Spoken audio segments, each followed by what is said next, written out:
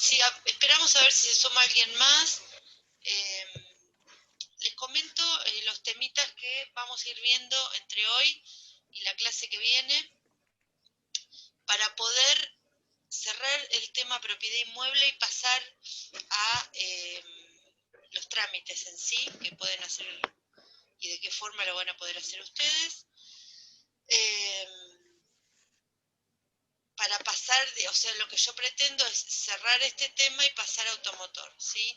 Nos quedan dos. Ay, por favor. Ay. Perdona, me salió del alma. Lo que pasa es que tengan en cuenta lo siguiente. Los temas teóricos Ay, qué bueno. que están viendo conmigo, los temas teóricos, son temas que se aplican a cualquier área de la cuestión de realizar trámites o de interpretar documentación. Entonces, por ahí nos lleva un poquito más de tiempo. Claro. Bueno, ¿y cuándo llegamos al trámite? Sí, vamos a llegar, pero es necesario que ustedes incorporen cierto conocimiento para que lo puedan aplicar al resto también de los contenidos, no solo a la materia, sino al del resto de los profes. Que como ya vendrán viendo, hay temas que son comunes a lo que venimos estudiando. Bueno, sí. Hoy vamos a terminar de ver las restricciones al dominio. No sé si pudieron acceder al apunte que estaba en el campus. En la clase anterior habíamos estado con régimen de protección de la vivienda, ex bien de familia. Recuerden que básicamente es un régimen que no había cambiado, que tiene algunas ampliaciones o modificaciones que se incorporó con el Código Civil del 2015, pero básicamente es el objeto del bien de familia es el mismo. Bueno, ¿cómo seguimos?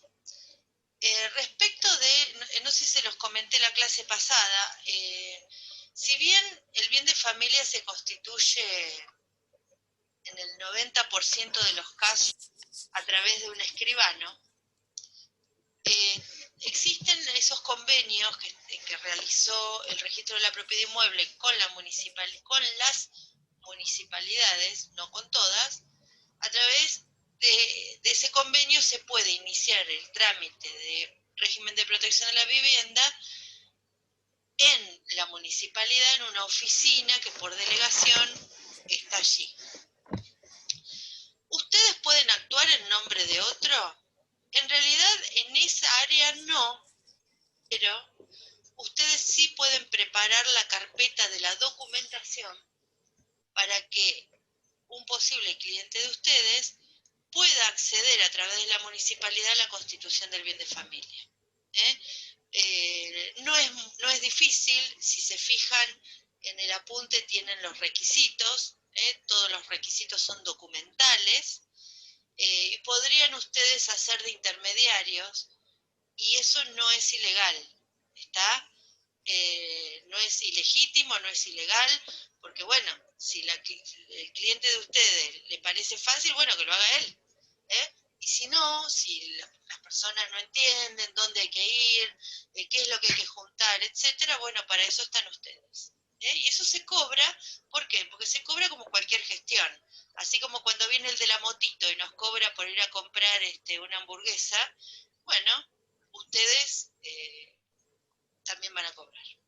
Por su tiempo, por saber qué es lo que hay que hacer y por la dedicación. ¿Está? Y no es ilegal. ¿Por qué les recalco esto de que no es ilegal? Porque si ustedes van a esa oficina en la municipalidad y dicen, mi cliente quiere constituir bien de familia, ahí se van a cortar las relaciones. ¿Está? ¿Por qué? Porque esas oficinas están destinadas directamente al usuario. Es como que no está bien visto el intermediario. Por una cuestión de que a veces se especula con el tema honorarios. Entonces, digamos que desde esa oficina no se alienta al intermediario, pero también sabemos que hay gente que no está capacitada ni siquiera para obtener el número de quit impreso. Entonces, bueno, ustedes ofrecen, no se cobra demasiado por esto, porque para eso si no van a una escribanía y se lo tramitan en 30 días, pero bueno, es algo más que ustedes pueden hacer. Es una forma de captar clientes. Ustedes siempre tienen que ir sobre sincero, ¿eh? O sea, si el trámite va a tardar un año, ustedes le dicen, bueno, mira, el trámite es gratuito, te voy a cobrar yo por mi gestión, pero tarda tanto. Entonces, el cliente elegirá si lo van a hacer por esa vía o quieren hacerlo por otra según el apuro que tengan. ¿Está? Volviendo a las restricciones al dominio,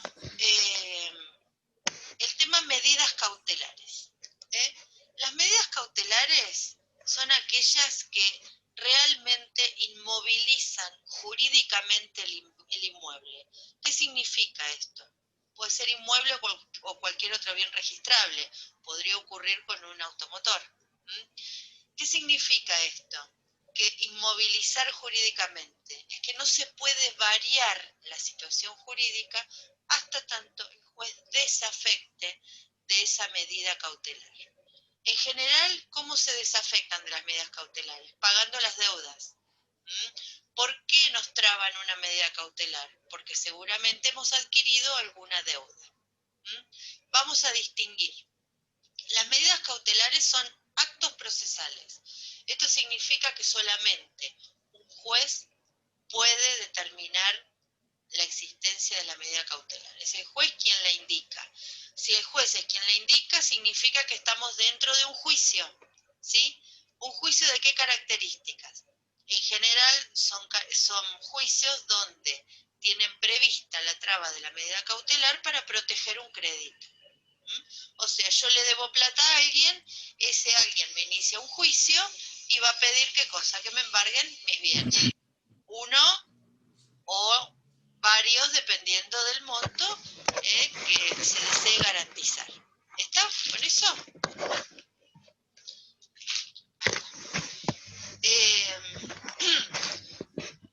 Para que esta medida cautelar sea dictada por el juez, dentro del proceso judicial se va a requerir de tres, o sea, los requisitos son tres.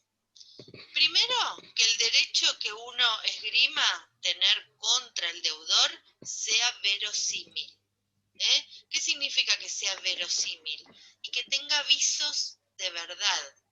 Vamos a poner un ejemplo.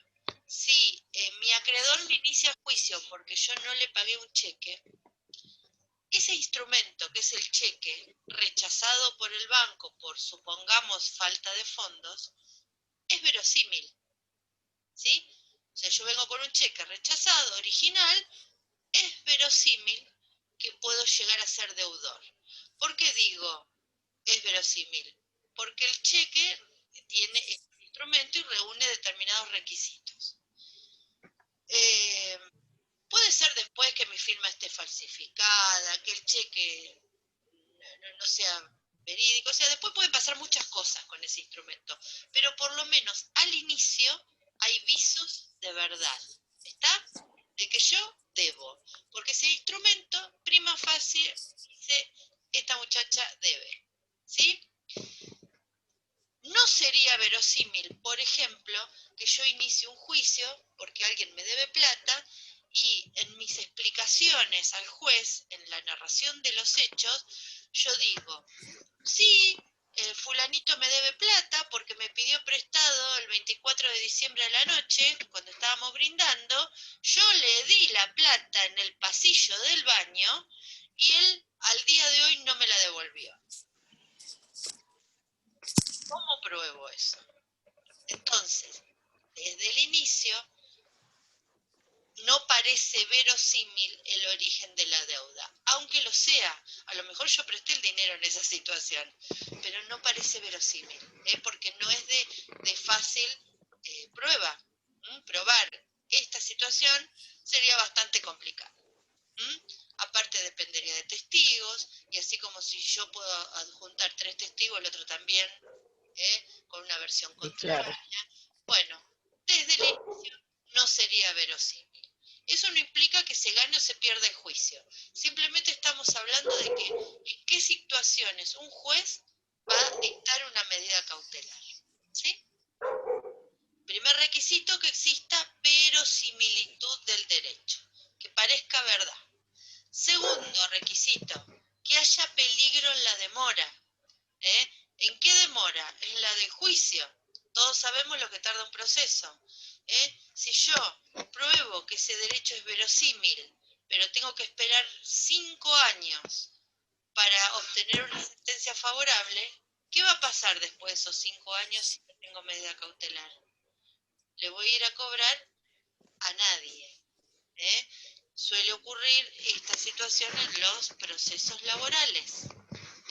Los juicios laborales no tienen prevista la medida cautelar desde el inicio.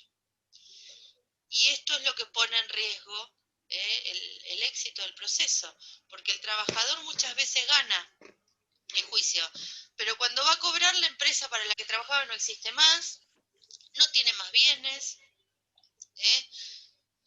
no hicieron aportes, son como un fantasma. Entonces, bueno, son defectos de los procesos. Si tuviera la medida cautelar desde el inicio, el trabajador podría proteger su pretensión, y si el juicio no tardara tanto. Por eso el peligro en la demora también. Bueno, y el último requisito es de índole procesal, ya es menos visible para ustedes, se llama otorgamiento de contracautela. ¿Qué es eso? Es un requisito. La contracautela es algo meramente formal. ¿Qué es?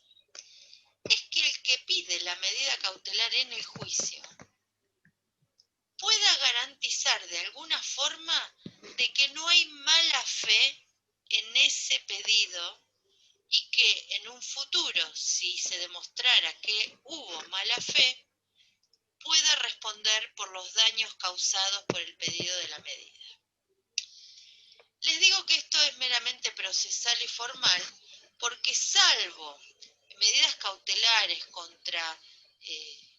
por montos muy altos o contra bienes muy grandes, en general esta contracautela es una promesa.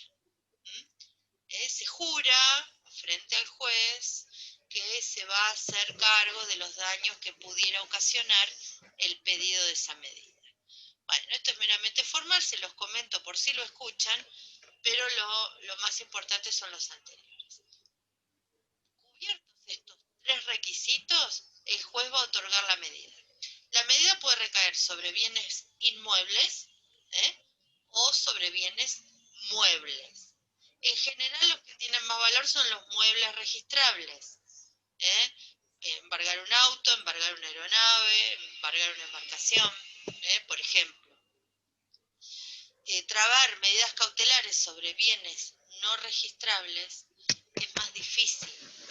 Es más difícil garantizar el monto, porque ustedes imagínense qué mueble no registrable voy a poder trabar o sea, sobre cuál mueble no registrable voy a poder trabar una medida cautelar que garantice el resultado del proceso. Ustedes piensen nada más los objetos que ustedes tienen adentro de su casa, de los cuales más de la mitad son inembargables, como por ejemplo la computadora, el televisor, los utensilios de cocina, las mesas, las sillas, las camas, todo eso es inembargable. El resto, ¿qué tienen que sea embargable y valioso en su casa? En general no hay nada muy valioso y que no sea herramienta de trabajo.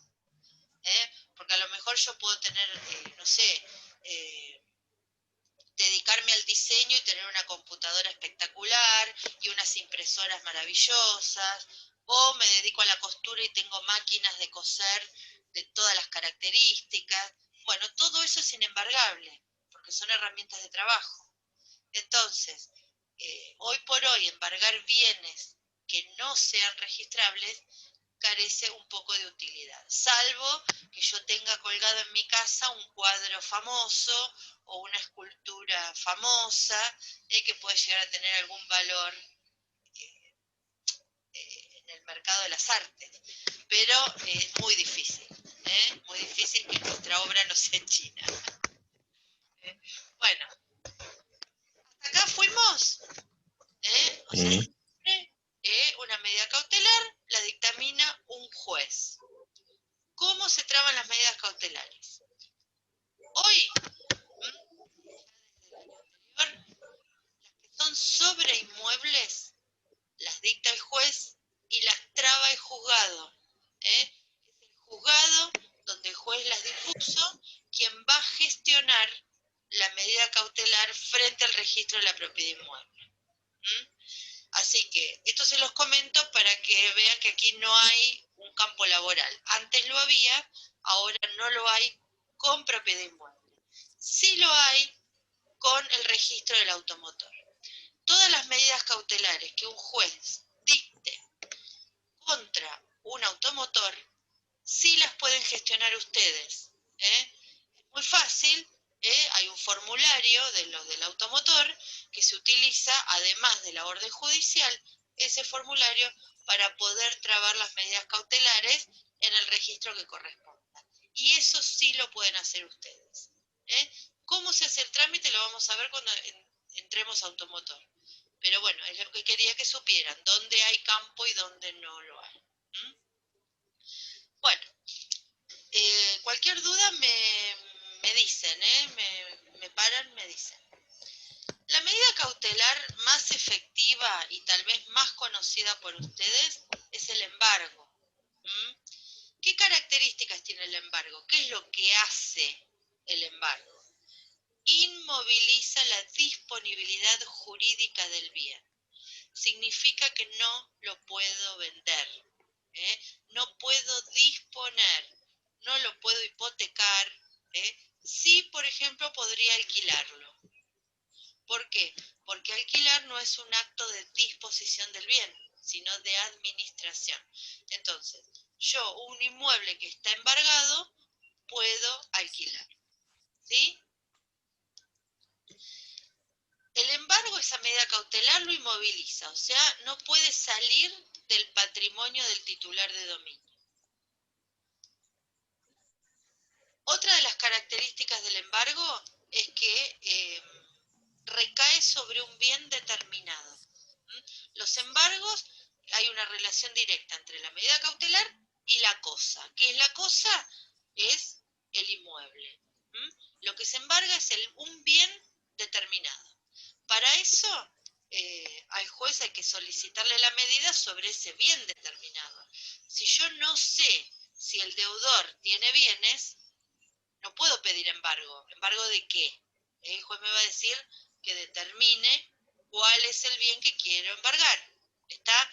Por lo tanto, cuando uno no sabe si el deudor tiene bienes, existe un trámite que sí pueden tramitar ustedes, que es la consulta al índice de titulares. Después vamos a ver cómo se hace, pero se los adelanto.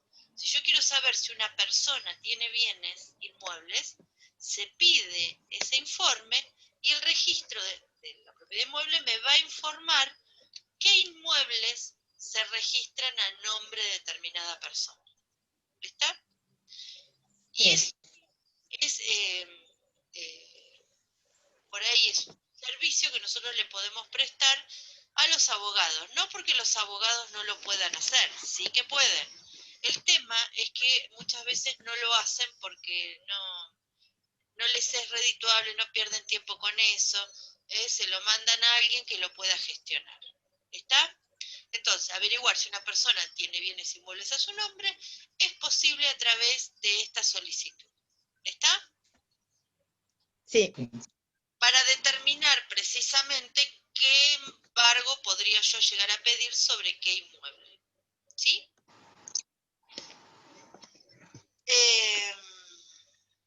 ¿Se puede vender un bien que está embargado? En realidad no, si previamente no se levanta ese embargo. ¿Quién comprar un inmueble embargado? Nadie, porque ese inmueble es garantía de algún acreedor. Entonces, eso no podría ocurrir, ¿está? Sí, desafecto. Como desafecto pagando o desinteresando al acreedor. ¿Está?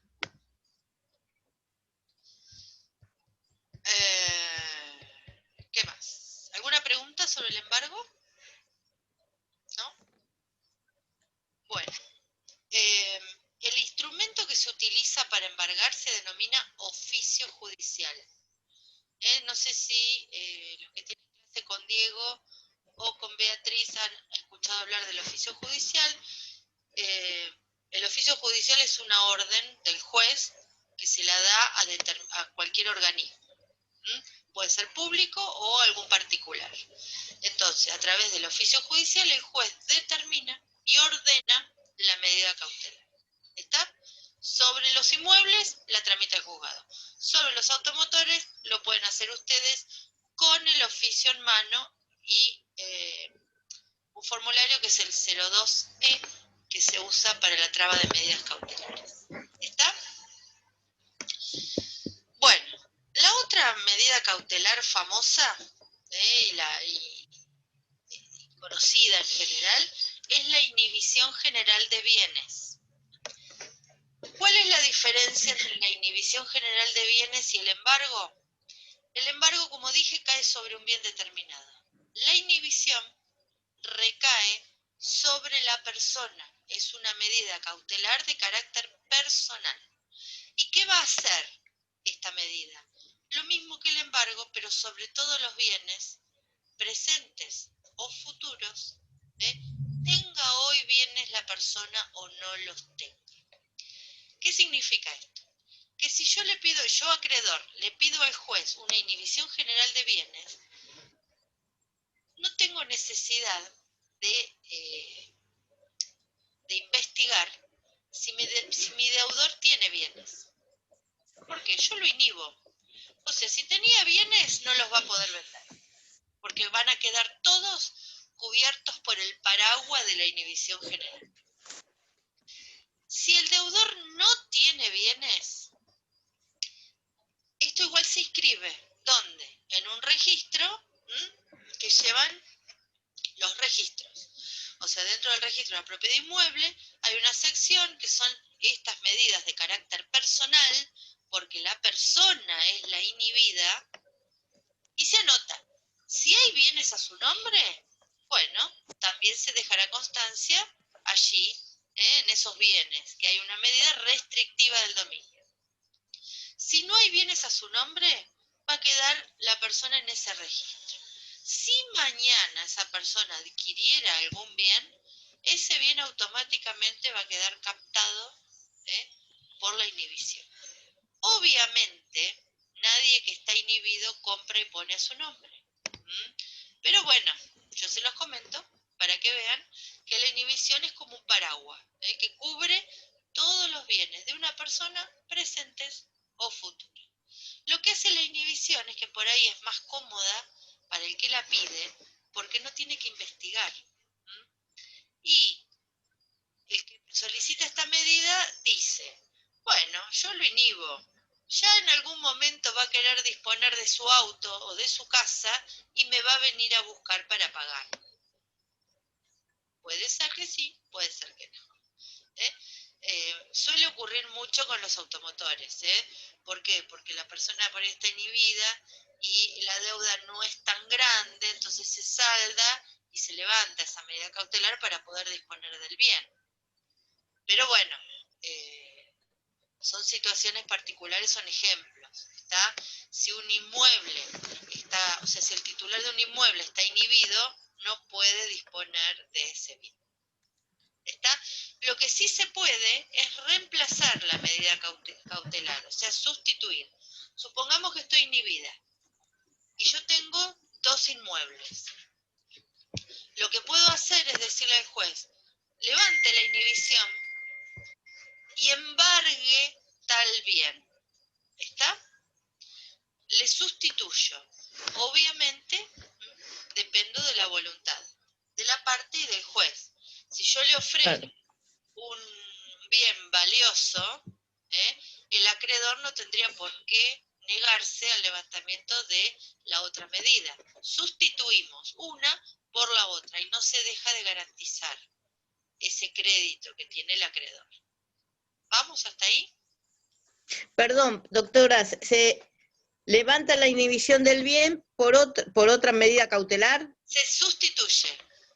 Se sustituye. Exacto. Bien. Por otra medida por otra medida. que puede ser un embargo.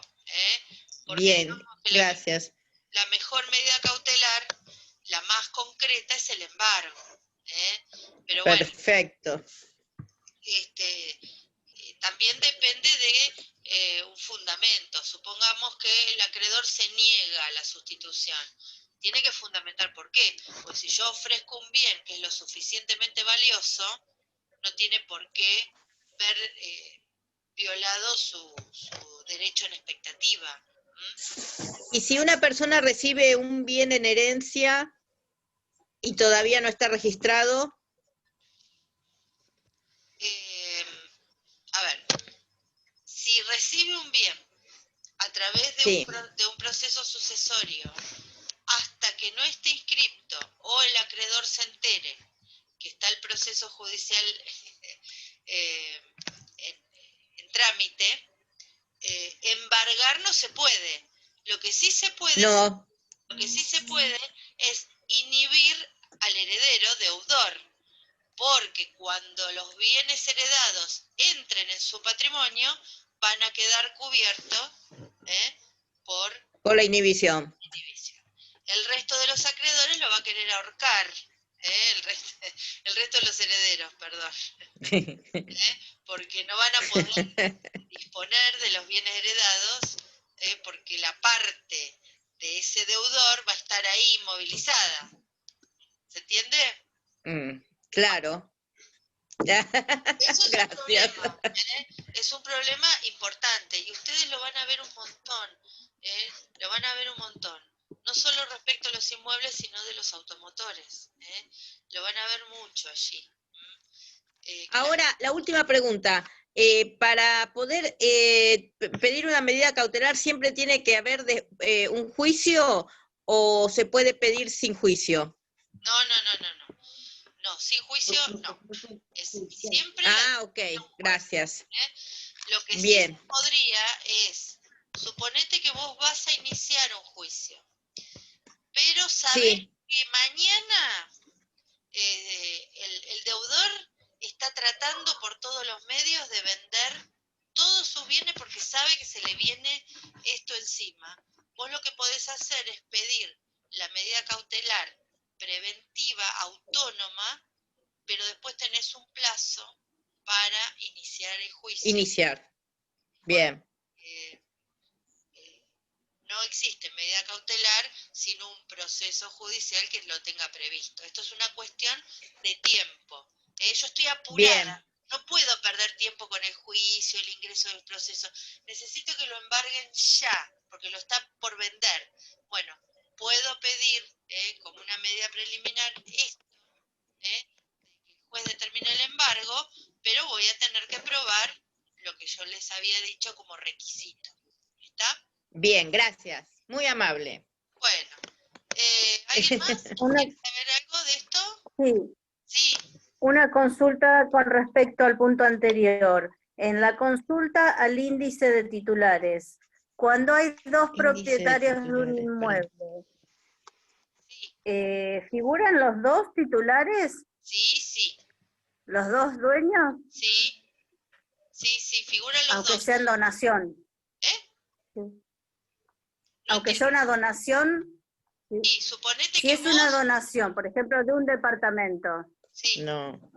Y uno hace consulta al índice de titulares, ¿quién figura? Y va a figurar el titular de dominio. Exactamente. Solo el titular de dominio. Si la donación fue inscripta correctamente, ya el dueño anterior dejó de serlo. Regaló el bien. Donar es regalar. En idioma de calle. Entonces, al donar, ya está, figura que el nuevo titular adquiere por donación. Lo que sí va a figurar Y es si cómo son dos personas, y si son dos personas, ¿figuran las dos en el índice o una? Sí, las dos. O sea, si alguien le donó a dos personas, No. los titulares de dominio actuales son dos. Bien. No. Entonces van a figurar Gracias. los dos. Yo mañana les voy a subir una consulta al índice de titulares escaneada para que vean cómo el registro responde respecto de, si yo le pregunto, Pirulito, ¿tiene bienes a su nombre? Sí, y me van a salir los bienes. Pero también se puede hacer la consulta inversa. Este bien que yo tengo individualizado, ¿a nombre de quién está? Entonces allí me van a salir los dueños de ese bien. Se puede Bien. consultar tanto como un inmueble, como un auto, una moto, un barco, todo. Todo. Nada más que los registros respectivos. Claro, Cada claro, registro claro. tiene su metodología para la consulta. En ese Bien. sentido, el registro del automotor es más fácil que el de propiedad inmueble. Es más sencillo. ¿Está? Pero Sí. bueno, Sí. no importa, o sea, existe el trámite, a eso vamos. ¿Sí? Bien, gracias. Bueno, me quedan 5 minutitos, les digo por las dudas, si se cortan. El resto de las medidas cautelares que ustedes tienen en el apunte, que es anotación de litis, prohibición de innovar, y bueno, sobre inmuebles puede haber alguna otra genérica que no está determinada, y prohibición de contratar. Nómina. Todas esas medidas son más extraordinarias, es más difícil verlas. Las comunes, las que más van a ver, son las dos que ya expliqué, embargo e inhibición. Las otras es más difícil, es mucho más difícil, difícilmente las lean.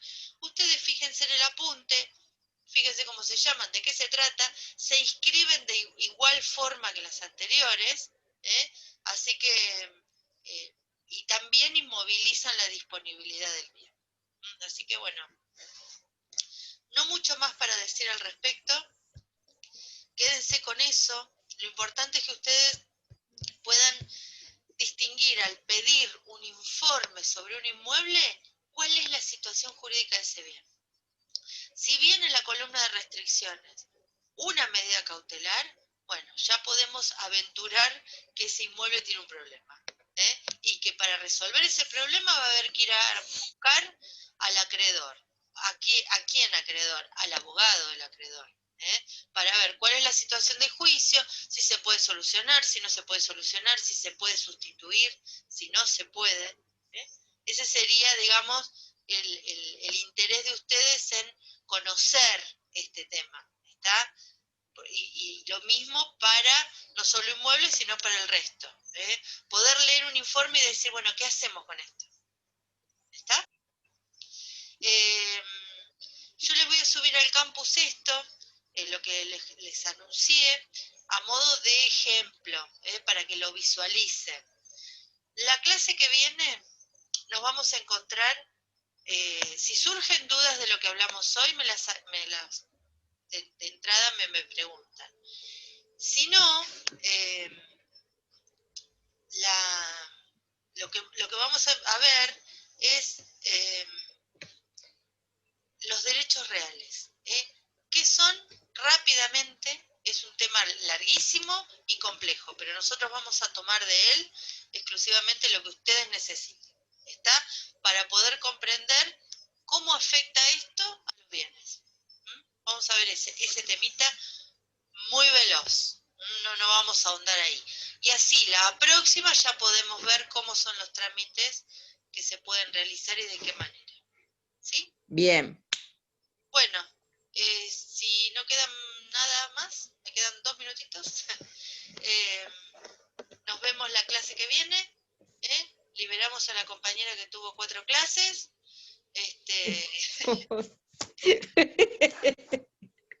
Ay, Dios. Recuerden, a medida que van leyendo, pues yo hasta ahora les vengo dando material de lectura sin hacer trabajos, que las dudas que vayan surgiendo anoten y me preguntan cuando nos encontremos. ¿Está? Ok. Bueno, les mando un saludo y nos encontraremos la semana que viene. Ok, Bueno, profe. gracias. Chau, chau. Gracias. Profe, Nos vemos. gracias. Chau, chau. Nos vemos.